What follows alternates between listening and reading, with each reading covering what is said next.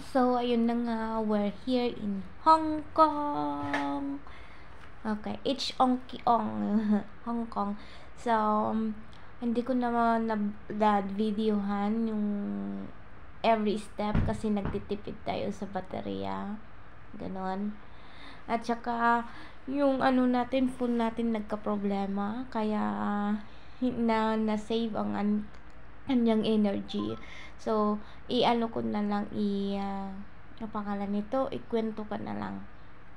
So, pagdating ng airport, nag-stay muna ako doon ng mga 4 to 5 hours kasi wala pang biyahe. And then, fortunately, meron akong nakitang Pinoy, nagpaturo ako sa kanya kung paano i-fix ang SIM card ng Hong Kong. And then, tinuruan niya ako na sumakay ako ng bus na number S23. Pupunta daw ako ng pangalan nito. Punta muna ako ng Tongchong Station kasi pupunta muna tayo sa Macau. Kaya, magpunta muna tayo sa Macau and then balik ulit tayo sa Hong Kong. Di bale, kasi according to my research, according to my research, charot, ano siya, yung Macau is malapit lang sa Hong Kong and then pwede siyang, lakbayin mo lang ng ng mga ilang oras kung gusto. Kung gusto mo namang matulog sa Macau, okay naman. Pero sa akin, right now, muna ako, pangalan nito, sa day trip ko is Macau muna and then balog ako mamayang gabi sa Hong Kong. So, sumakay tayo ng bus.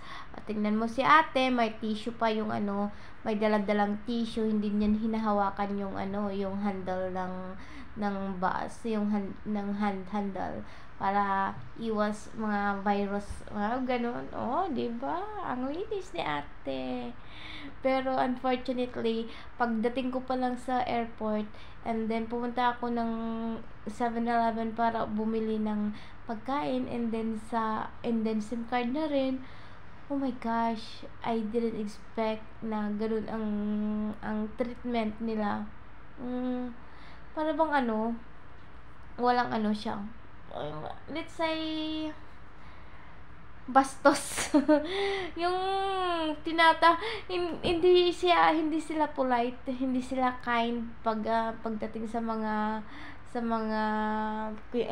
pangalan nito, sa mga tanungan. Kung may nagtatanong, hindi ko naman nila lahat, siguro nagkataon lang siguro sa akin na yung nakausap ko is bastos. Kaya yun yung naramdaman ko nung unang lapag ko pa lang sa Hong Kong.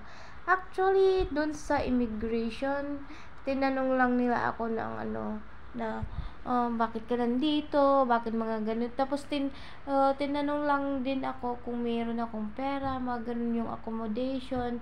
Kaya kahit pala may kilala ka dito sa Hong Kong, pag may kilala ka naman sa Hong Kong, kasi yung mga kasabayan ko sinabi may kilala, so hinanapan sila ng contact ng kilala nila and then yung address ng kilala nila. Kung nagkataon, medyo ako doon, medyo pangalan nito, mas komplikado. Kaya kung may hotel ka, may accommodation ka na or may booking ka na ipapakita, at least mas sila, hindi na nila sasabihin na nandito ka para ganun. Ang dami nilang tinatanong kasi kahit yung mga kasabayan kong Thai, ang dami nilang tanong doon. So, fortunately sa akin, mga 3 to 5 questions lang, tama na. And then, pinaano na ako, nilet go na ako. Yun yung karanasan ko sa Hong Kong immigration, which is okay naman. Okay naman sa akin yun sa Hong Kong immigration officers. But, pagdating doon sa stores, mga guards, mga naintindihan ko naman, siguro hindi nila naintindihan yung English, kahit English Carabao, mga ganun ba. Yun, unfortunately, hindi talaga pare-parehas ang mga tao, ganon. Yan. Tapos pag nagtatanong ako ng mga directions, yung iba hindi sinasabi yung totoo. At saka yung iba wala lang, parang wala lang. Tapos nandito na ako, nag-transfer na pala ako dito ng bus papuntang EZMB or Hong Kong Zhao, yung bridge doon sa may pangalan nito, yung sa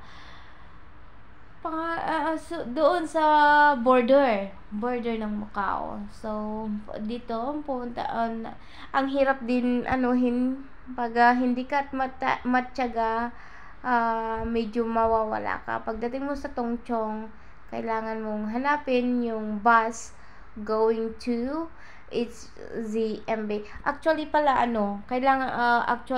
kailangan mong bumili ng card, yung transit card ng Hong Kong, para at least ka doon mas madali, and then diretso na yung biyahe mo, lalo na pag nagtuturist ka lang din na kailangan mong mag-travel, kailangan mong sumakay-sakay, mag-commute, buses, trains, ganun ito yung need nila. As for my experience, sa ngayon, sa bus, kailangan mas pangalan nito, mas suggested na gumamit ng transit card, kasi pag cash hindi nila susuklian, kailangan na sakto yung pera mo.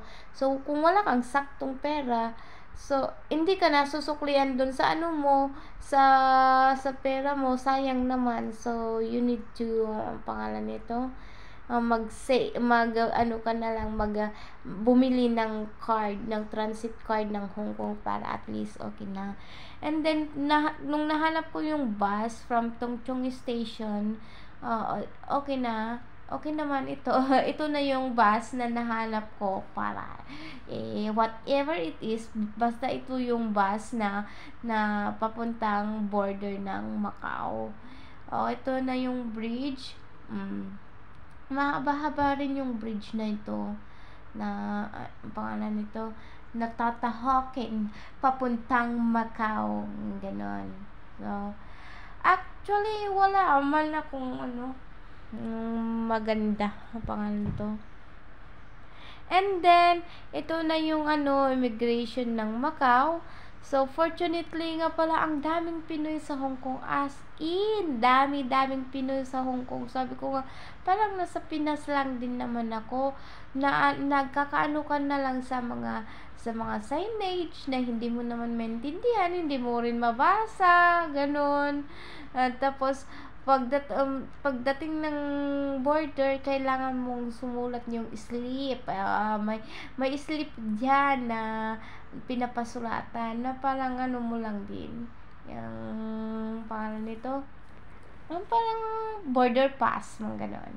Pagkatapos ng border, pagkatapos nun, dito na, nakahanap na naman ng bus going to yung Macau proper. Ito na yun, diba? Ang dami-daming pag ganyan.